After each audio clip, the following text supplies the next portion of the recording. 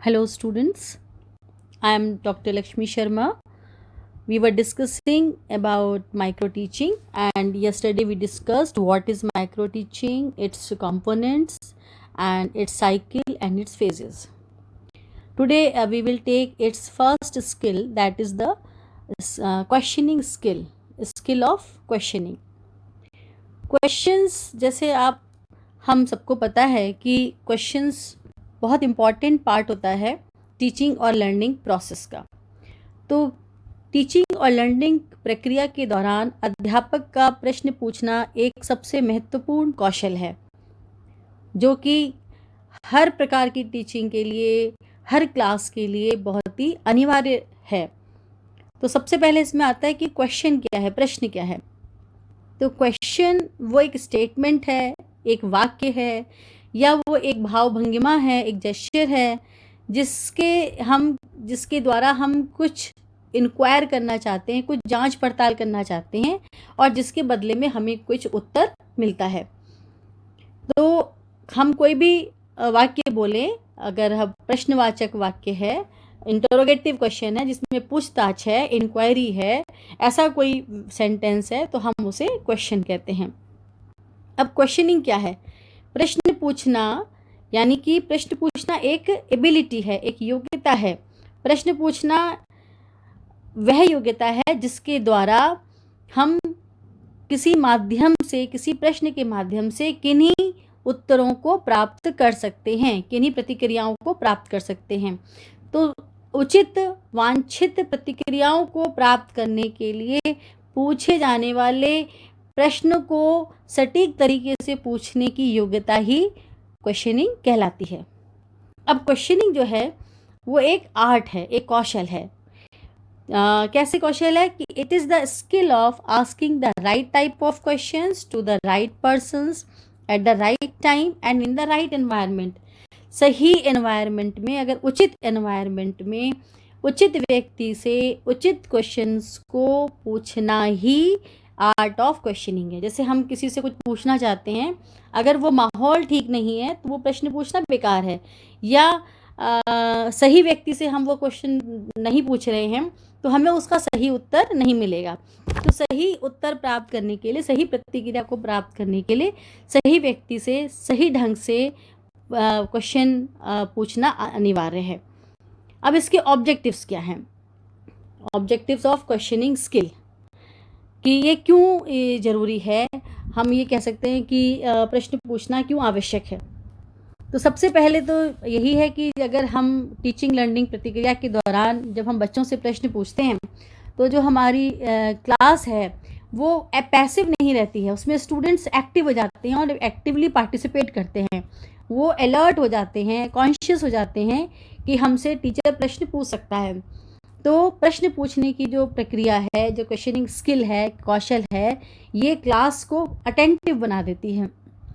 दूसरा कि अगर हम प्रश्न पूछते हैं, it develops higher cognitive abilities of the student, क्योंकि अगर हम प्रश्न पूछेंगे तो वो स्टूडेंट्स की थिंकिंग को स्टिमुलेट करेगा, वो सोचेंगे, विचार करेंगे, तो उनको सोचने को एक फोर्स मिलेगा, वो रीजनिंग कर सकते हैं, तर्क करेंगे, एनालिसिस करेंगे और फिर उसके बाद उस प्रश्न का जो उनसे पूछा है टीचर ने उसका वो उत्तर देंगे। तो इसकी अगर हम प्रैक्टिस करें, क्योंकि ये स्किल है, स्किल क्या होती है जिसको हम प्रैक्टिस करने से इम्प्रूव कर सकते हैं। तो अगर टीचर क्लास में इस स्किल का इस्तेमाल करेगा तो स्टूडेंट्स की थिंकिंग एबिलिटी जो है वो अच्छी होगी। उसके बाद है कि to provide direction to the classroom teaching, यानी कि जब टीचर पढ़ा रहा है तो वो क्वेश्चन पूछ रहा है बच्चों से और जब बच्चे उसका सही आंसर देते रहते हैं तो टीचर को हेल्प मिलती है अपनी टीचिंग को आगे कंटिन्यू करने के लिए। तो वो टीचर की जो टीचिंग है उसको एक डायरेक्शन देता है। कई बार क्या होता है कि टीचर क्लास में पढ़ा रहा है, वो कोई क्वेश्चन पूछता है और बच्चे उसका आंसर नहीं दे पाते, तो वो उससे रिलेटेड कोई दूसरा क्वेश्चन पूछता है। धीरे धीरे अगर उसे ये पता चले कि बच्चों को पिछला ही कंटेंट अभी समझ में नहीं आया तो उसकी टीचिंग की डायरेक्शन चेंज हो जाती है। तो क्वेश्चनिंग जो है वो क्लासरूम टीचिंग को डायरेक्शन देने में हेल्प करती है। नेक्स्ट है कि जब हम क्वेश्चनिंग करते हैं तो क्वेश्चनिंग के से बच्चा ये समझ जाता है कि ये कौन सी चीज़ जो है वो ज़्यादा इम्पॉर्टेंट है। तो इस तरह से क्वेश्चनिंग करने से इम्पॉर्टेंट चीज़ों की जो रेलिवेंट आइडियाज़ हैं वो एक तरफ इकट्ठे हो जाते हैं। या हम बच्चों से जब क्वेश्चन पूछते हैं तो उनसे जो आंसर निकल के आते हैं, उन आंसरों में से जो रेलिवेंट आइडियाज़ होते हैं उनको हम एक जगह एक्यूमुलेट करके रख देते हैं और फिर हम बच्चों को ये बता सकते हैं कि ये आंसर क्यों ठीक है और ये आंसर क्यों ठीक नहीं है। तो जितने भी रेलिवेंट आइडियाज़ हैं वो एक जगह पर आ जाते हैं। नेक्स्ट है to help students to test their own knowledge. जो क्वेश्चनिंग स्किल है वो बच्चों की अपनी भी नॉलेज को आगे बढ़ाने में हेल्प करता है। बच्चा ये समझ सकता है कि अगर वो टीचर के क्वेश्चन का आंसर नहीं दे पा रहा है या क्वेश्चन को ही नहीं समझ पा रहा है, तो बच्चों को भी ये समझने में हेल्प मिलती है कि हमको ये समझ में नहीं आ रहा है, अभी हमको इसकी पूरी नॉलेज नहीं हुई है। तो ये स्टूडेंट्स को भी हेल्प करता है। To provide direction to the classroom teaching, classroom teaching को डायरेक्शन मिलती है। टू इलिसिट न्यू आइडियाज़, बच्चों के दिमाग में नए नए आइडियाज़ आते हैं। अगर उनसे कोई प्रश्न पूछा जाए तो क्योंकि उनकी थिंकिंग स्टिमुलेट हो गई है तो वो अपनी दिमाग से अपने नए नए आइडियाज़, नए नए रिस्पॉन्सेस उसको बताते हैं। क्वेश्चनिंग क्या करती है? टू एनकरेज एक्सप्लोरेशन, या जैसे कहा भी आता है कि छोटे बच्चों को आप एनकरेज कीजिए कि वो क्वेश्चंस पूछें, क्योंकि जब उनके दिमाग में बहुत सारे क्वेश्चंस होंगे तो वो अपने जिज्ञासा को शांत करने के लिए वो पढ़ेंगे या पूछेंगे या कई चीज़ों को देखेंगे, तो वो एक्सप्लोर करेंगे जो उनके पास जितनी भी सामग्री है जहाँ से कि वो सही इन्फॉर्मेशन ले सकते हैं, जहाँ जिस स्रोत से, उस स्रोतों को वो एक्सप्लोर करेंगे, चाहे वो कोई बड़ा टीचर हो या कोई व्यक्ति हो या कोई किताबें हो या कोई साइट हो उससे। और सबसे इम्पॉर्टेंट बात कि जो क्वेश्चनिंग स्किल होती है वो मेंटल फैकल्टीज़ के साथ साथ स्टूडेंट्स की लिसनिंग और स्पीकिंग स्किल्स को भी डेवलप करती है, क्योंकि जैसे ही टीचर क्लास पढ़ाता है तो बच्चे क्या करते हैं, उसको ध्यान से सुनते हैं, क्योंकि बच्चों को ये पता है कि अभी ये क्वेश्चन पूछेंगे और हमें इसका आंसर देना है। तो फोकस करने से, कंसंट्रेशन से पढ़ने से उनकी लिसनिंग स्किल्स अच्छी होती है, और जब उनकी तरफ क्वेश्चन उनको दिया जाता है और उनसे उनका आंसर मांगा जाता है तो जब वो उसका रिस्पॉन्स करते हैं तो ग्रेजुअली इससे उनकी स्पीकिंग स्किल्स भी इम्प्रूव होती हैं। तो जब कोई टीचर क्लास में पढ़ा रहा है तो उसे कुछ क्वेश्चंस ऐसे हैं जो उसे क्लास में नहीं पूछने चाहिए, जैसे कि यस और नो टाइप का या ट्रू और फॉल्स टाइप का क्वेश्चन नहीं पूछना चाहिए, क्योंकि इस तरह के क्वेश्चंस में बच्चे जो हैं गेस करते हैं, क्योंकि दो ही आंसर है, या तो यस है या नो है, या ट्रू है या फॉल्स है, ये नहीं होगा तो ये तो होगा ही। तो उसमें टीचर को ये पता नहीं चल पाता कि वास्तव में ये बच्चों को इसका आंसर आता है या नहीं आता है। दूसरा है एलिप्टिकल टाइप, जैसे आधा सेंटेंस लिखा हुआ है, आधे के आगे थोड़ा सा छोड़ देते हैं कि इसे कंप्लीट कर दीजिए, तो ये भी एक प्रॉपर क्वेश्चन नहीं है। तीसरा है इको या सजेस्टिव टाइप। सजेस्टिव टाइप का क्वेश्चन है कि अभी टीचर ने कुछ पढ़ाया और उसके बाद तुरंत ही टीचर ने उसको पूछ लिया, तो मतलब ये तुरंत ही रिकॉल हो गया, अभी कॉन्सेप्ट पढ़ाया, अभी उसको पूछा है, तो ये सजेस्टिव टाइप का है। ये इको है कि भाई अभी भी तो उसको बताया, इको हो रही है, तो उसमें बच्चे की ना मेमोरी टेस्टिंग हो रही है ना अंडरस्टैंडिंग टेस्टिंग हो रही है, तो इस तरह के क्वेश्चन नहीं पूछने चाहिए। नेक्स्ट है कि लीडिंग क्वेश्चंस। लीडिंग क्वेश्चंस का मतलब है जब टीचर खुद ही प्रश्न पूछ रहा है और खुद ही उसका आंसर दे देता है। जैसे फॉर एग्जांपल कि टीचर क्लास में कहता है कि Newton invented gravitational law, didn't he. अब डिडंट ही पूछने से कोई आंसर नहीं आया, मतलब न्यूटन ने ग्रेविटेशनल लॉ का, गुरुत्वाकर्षण नियम का आविष्कार किया क्या नहीं किया, ऐसे क्वेश्चन नहीं पूछने चाहिए। इसकी जगह वो पूछ सकता है कि हु इन्वेंटेड ग्रेविटेशनल लॉ, तो ये एक प्रॉपर क्वेश्चन है। तो इस तरह के जो क्वेश्चन है, जो लीडिंग क्वेश्चन है, वो नहीं पूछने चाहिए। और रिटोरिकल क्वेश्चंस नहीं पूछने चाहिए जहाँ पर कि टीचर जो है किसी केवल एक ही पर्टिकुलर पॉइंट को ओवर एम्फेसाइज कर रहा है। अब क्वेश्चनिंग स्किल्स के क्या कंपोनेंट्स हैं? एक जो क्वेश्चनिंग स्किल जब हम माइक्रो टीचिंग कर रहे हैं या तो उस समय जब हम बच्चे को क्वेश्चनिंग करना सिखा रहे हैं अपने टीचर ट्रेनीज को, तो वो कौन कौन से कंपोनेंट्स हैं जो वो क्वेश्चन फ्रेम करते समय उन चीज़ों का ध्यान रखें या उस स्किल का इस्तेमाल करते समय ध्यान रखें। तो सबसे पहला कंपोनेंट है कि थॉटफुल, जो क्वेश्चनिंग स्किल है वो थॉटफुल होनी चाहिए, विचारशील होनी चाहिए। जिससे कि जो स्टूडेंट्स हैं उनकी थिंकिंग को स्टिमुलेट किया जा सके। दूसरा कंपोनेंट है स्ट्रक्चर, यानी कि जो क्वेश्चंस बनाए जाएं उनके स्ट्रक्चर में ध्यान रखा जाए। स्ट्रक्चर में कैसे ध्यान रखें कि जो क्वेश्चंस हैं वो बड़े रेलेवेंट होने चाहिए। जैसे फॉर एग्जांपल कि क्वेश्चन पूछते हैं कि संज्ञा क्या है। मान लीजिए कि बच्चा कहता है कि noun is the name of a person, place और a thing. What is noun? Teacher ने पूछा, बच्चे ने कहा noun is the name of a person, place और थिंग। तो फिर टीचर ने ये पूछा कि have you ever visited Lucknow? Lucknow is a noun and have you ever visited Lucknow. अब ये जो क्वेश्चन है ये रेलिवेंट नहीं है, ये कॉन्टिन्यूशन के सब्जेक्ट के कॉन्टिन्यूशन में नहीं आया, सब्जेक्ट की कंटेक्स्ट में नहीं आया, इसको ढंग से फ्रेम नहीं किया गया। तो जो क्वेश्चंस पूछे जाएं वो रेलिवेंट पूछे जाएं, वो स्पेसिफिक हों कि एक पर्टिकुलर आप क्या पूछना चाहते हैं, वो एक स्पेसिफिक क्वेश्चन फ्रेम किया जाए, उसका सेंटेंस क्लियर हो। अब क्लैरिटी जो है कि जैसे फॉर एग्जांपल कि हम कहते हैं कि what problems accompany the migration based urbanization, what problems accompany the migration based urbanization। अब ये क्लियर नहीं है, लेकिन अगर हम इसी प्रश्न को पूछें what problems arise when large number of people move to cities, तो अब ये क्लियर है कि भाई ऐसी कौन सी प्रॉब्लम होती है जब बहुत ज़्यादा लोग शहरों में चले जाते हैं। क्योंकि जो हमने पहले जो क्वेश्चन पूछा वो इतना क्लियर नहीं है कि उसमें माइग्रेशन वर्ड भी आ रहा है, अर्बनाइजेशन भी आ रहा है, उसमें बहुत कॉम्प्लेक्स वर्ड्स बीच में आ रहे हैं, तो पता नहीं हमारे स्टूडेंट्स को इतना समझ में आता है कि नहीं। So we should ask them a clear question, what problems arise when large number of people move to cities. तो हमें क्लियर क्वेश्चंस जो हैं वो पूछने चाहिए। इसी तरह से ग्रामेटिकली करेक्ट होना चाहिए। जब टीचर क्लास में क्वेश्चंस फ्रेम कर रहा है, को बता रहा है, तो उसमें ग्रामर जो है वो सही होनी चाहिए। जैसे फॉर एग्जांपल कि क्वेश्चन आप क्लास में पूछ लेते हैं या लिख देते हैं where is Mahatma Gandhi born, तो अब क्वेश्चन सही क्या है, where was Mahatma Gandhi born. तो हमें ग्रामर का भी जो है वो क्वेश्चन फ्रेम करते समय इसके स्ट्रक्चर में इन चीज़ों का ध्यान रखना चाहिए। थर्ड जो कंपोनेंट है वो कंपोनेंट है फ्रीक्वेंसी।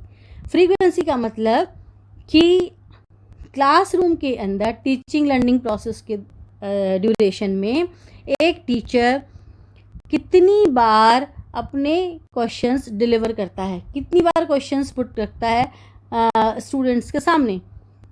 तो ये जो कितनी बार वो पूछ रहा है, इसमें टीचर को ये ध्यान में रखना है कि मैं अपने स्टूडेंट्स के कॉग्निटिव लेवल को ध्यान में रखते हुए प्रश्नों को पूछूं। अगर मैंने प्रश्न कठिन दिया है तो मैं उनको सोचने के लिए प्रॉपर समय दूं, सफिशिएंट टाइम दूं। तो टीचर को क्या करना चाहिए कि जब वो प्रश्नों की जो संख्या है पहले वो देखे, प्रश्नों का स्तर देखे कितने कठिन दिए हैं, अपने स्टूडेंट्स का स्तर देखे, और प्रश्न पूछने के बाद थोड़ा सा साइलेंस दे, थोड़ा पॉज रखे, थोड़ा रुक जाए। जो उसने प्रश्न क्लास में दिया है पहले उसको प्रश्न पूछने के बाद थोड़ा सा रुक जाए, जिससे कि बच्चों को सोचने का टाइम मिले। इससे क्या फ़ायदा होगा कि जब हम साइलेंस क्लास में रखवाएंगे तो जो मेजॉरिटी ऑफ स्टूडेंट्स हैं वो कोशिश करेंगे उस प्रश्न को सोच के आंसर देने की। तो जो आंसर देने वाले, रिस्पॉन्स करने वाले बच्चे हैं उनका नंबर बढ़ जाएगा, और हम यही चाहते हैं कि मैक्सिमम स्टूडेंट्स जो पार्टिसिपेट करें, तो वो पार्टिसिपेशन उसका बढ़ जाएगा। दूसरा, अगर हम प्रश्न पूछने के बाद थोड़ा टाइम देंगे तो स्टूडेंट्स को हेल्प मिलेगी अपने सेंटेंस को फ्रेम करने में और क्वेश्चन को एनालाइज करने में, सोचने में, और सोच के उस क्वेश्चन का सही आंसर लिखने में। तो क्वेश्चन पूछने के बाद जब हम समय देकर, थोड़ा सा पॉज देकर पूछते हैं तो बच्चे जो हैं, हो सकता है कि जो उनका आंसर है उसकी क्वालिटी अच्छी हो, अच्छे आंसर वो बच्चे दे सकें। तीसरा, क्लास के अंदर क्वेश्चन पूछने से स्टूडेंट जो है आपस में इंटरेक्ट कर सकते हैं कि इसका क्या आंसर होना चाहिए। तो स्टूडेंट टू स्टूडेंट इंटरेक्शन को ये थोड़ा सा बढ़ा सकता है, और स्टूडेंट्स के आंसर्स डाइवर्स भी हो सकते हैं। अगर हमने थोड़ा क्वेश्चन पूछा, थोड़ा टाइम दिया, अगर हम डिफरेंट क्वेश्चंस बच्चों से अगर हम डिफरेंट बच्चों से वो क्वेश्चन पूछते हैं तो वो जो आंसर हैं हर बच्चा अपने हिसाब से उसको आंसर देता है, तो हमें डाइवर्स आंसर्स भी क्लास के अंदर मिलते हैं। ये फ्रीक्वेंसी का एक फ़ायदा है कि हमें फ्रीक्वेंसी को, क्वेश्चन कितनी बार हम पूछ रहे हैं, इसको हमें ध्यान में रखना चाहिए। फिर कंपोनेंट 4 है even distribution of questions in class.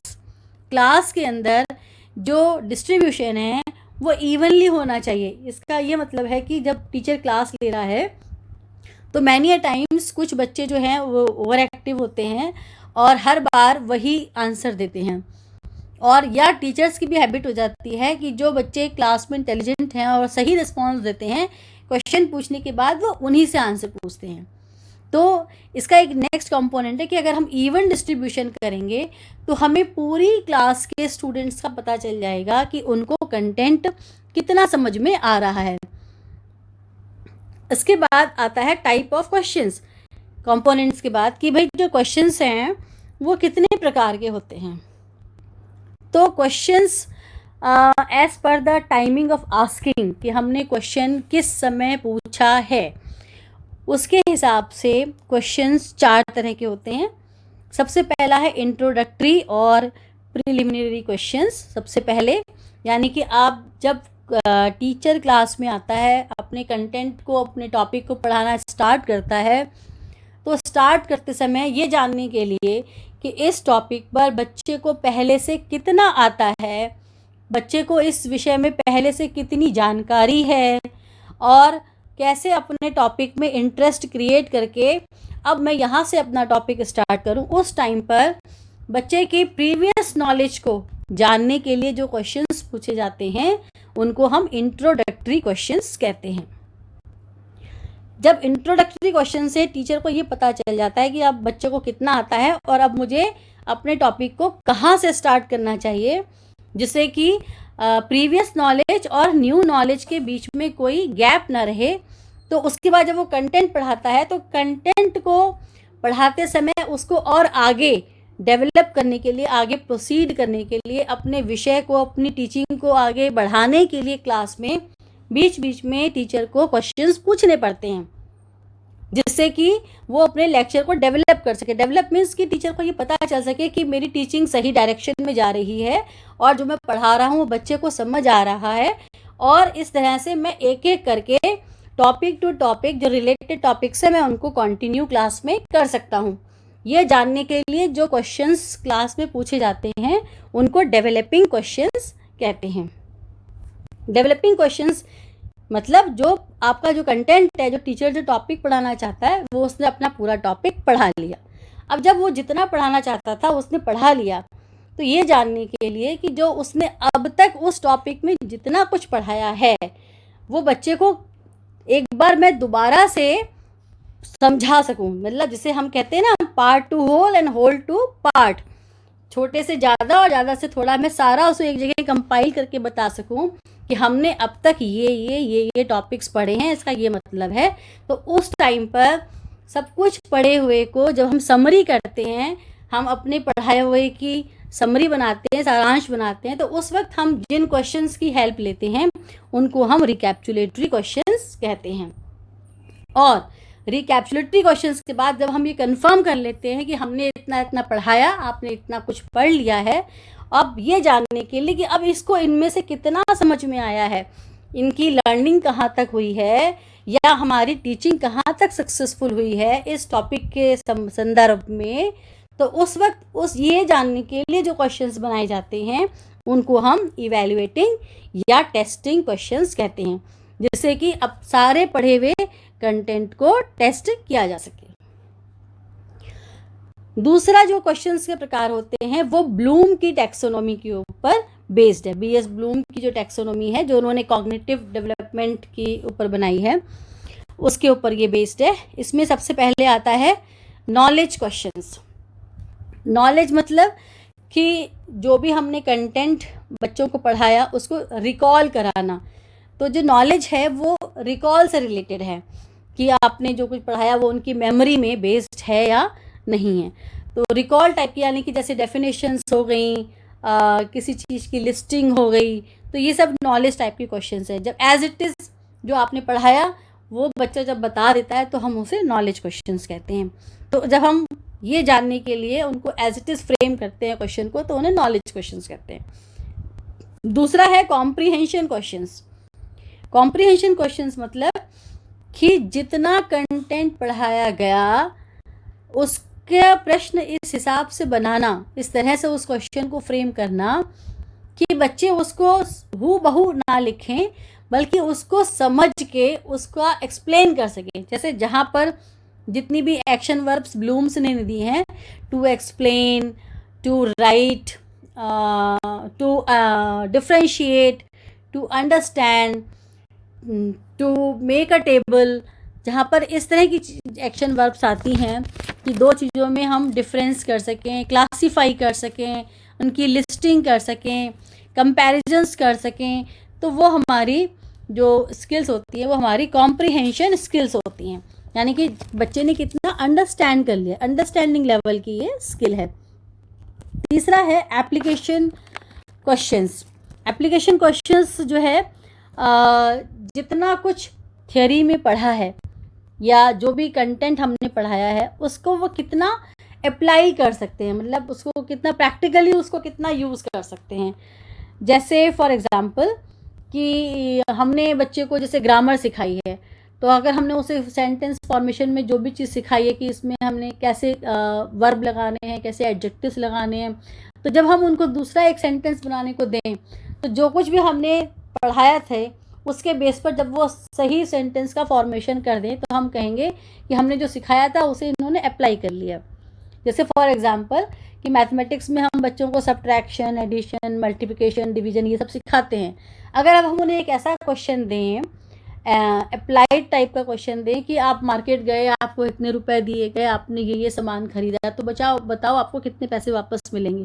तो जो हमने एडिशन, मल्टीप्लिकेशन, डिवीज़न ये सब हमने पढ़ाया था उसको अब वो वहाँ पर प्रैक्टिकली उसको यूज़ करेगा। तो जब हम इस तरह के क्वेश्चंस को फ्रेम करते हैं तब हम उन्हें एप्लीकेशंस क्वेश्चन कहते हैं। चौथा है कि एनालिसिस क्वेश्चंस। एनालिसिस क्वेश्चंस में जहाँ पर कोई ऐसी समस्या दी जाती है या ऐसा क्वेश्चन दिया जाता है जहाँ बच्चे उसकी एनालिसिस करें कि उसके कितने कंपोनेंट्स हैं और वो उसको कैसे डिस्क्राइब करें, तो वहाँ पर एनालिसिस क्वेश्चंस जो हैं हम उनको कहते हैं। जैसे कि फिजिक्स वगैरह में, साइंस में जो हम क्वेश्चंस देते हैं वो ज़्यादातर हम एनालिसिस टाइप के क्वेश्चंस देते हैं कि वहाँ पे वो एनालिसिस करे। जैसे मान लीजिए कि प्रेजेंट सिचुएशन की एनालिसिस की जाए, तो जहाँ पर किसी भी समस्या को, किसी भी क्वेश्चन को उसके अपने कंपोनेंट्स में डिवाइड करके कि वो उसमें क्या क्या चीज़ें आती हैं, वो क्यों होती हैं, तो उसको हम कहते हैं एनालिसिस क्वेश्चंस। जैसे हम एक हिंदी का उदाहरण लेते हैं कि मान लीजिए कोई हमने पोइट्री पढ़ाई है, तो पोइट्री के बाद हम कहें कि भाई इसकी आप एनालिसिस कीजिए कि ये किस तरह की पोइट्री है, तो उसमें कितने भाव आए हैं, कितने जितने भी उसके अलंकार कितने हैं, रस कितने हैं, वो भाव क्या है, कौन सा प्रधान है, तो इस तरह से वो उस पोइट्री की क्या कर रहे हैं, उसका एनालिसिस कर रहे हैं, तो उसको हम एनालिसिस क्वेश्चंस कहते हैं। सिंथेसिस क्वेश्चंस कहते हैं कि जहाँ पर ऐसे क्वेश्चंस हों कि बहुत सारी इंफॉर्मेशंस दी गई हैं और उन इंफॉर्मेशंस को यूज़ करके एक नई इंफॉर्मेशंस बनाना, एक नए ज्ञान को नया आंसर बनाना, हम उसे सिंथेसिस क्वेश्चंस कहते हैं। और नेक्स्ट है इवैल्यूएशन क्वेश्चंस। इवैल्यूएशन क्वेश्चंस मतलब जहाँ पर ये एक हायर ऑर्डर का है कि जहाँ पर आप बिल्कुल निष्कर्ष निकाल देते हैं, उसका मूल्यांकन कर देते हैं कि प्रश्न में किसी भी चीज़ का जो प्रश्न पूछा गया है कि भाई ये क्या चीज़ बिल्कुल ही आउटराइट सही है या आउटराइट गलत है। जब हम इस तरह के क्वेश्चंस पूछते हैं तो हम उनको इवैल्यूएशन क्वेश्चंस कहते हैं। नेक्स्ट जो टाइप्स है वो है कि क्वेश्चन का फंक्शन के बेस पे कि क्वेश्चन क्या कर रहा है। जैसे lower order question. Lower order question का मतलब है कि जैसे लोअर ऑर्डर क्वेश्चन आप ये देखें कि जो अकॉर्डिंग टू द फंक्शन और ब्लूम टैक्सोनॉमी लगभग आपस में मिलती जुलती है, इनके नाम थोड़ा सा अलग है। फंक्शन को कि जो कुछ क्वेश्चन जो खाली रिकॉल करें, फैक्चुअल कंटेंट्स को दें बस, तो उनको हम लोअर ऑर्डर क्वेश्चंस कहते हैं। जैसे खाली डेफिनेशन पूछना किसी चीज़ की, किसी की मीनिंग पूछना, किसी की लिस्ट बनाना, ये सब लोअर ऑर्डर के क्वेश्चंस कहलाते हैं।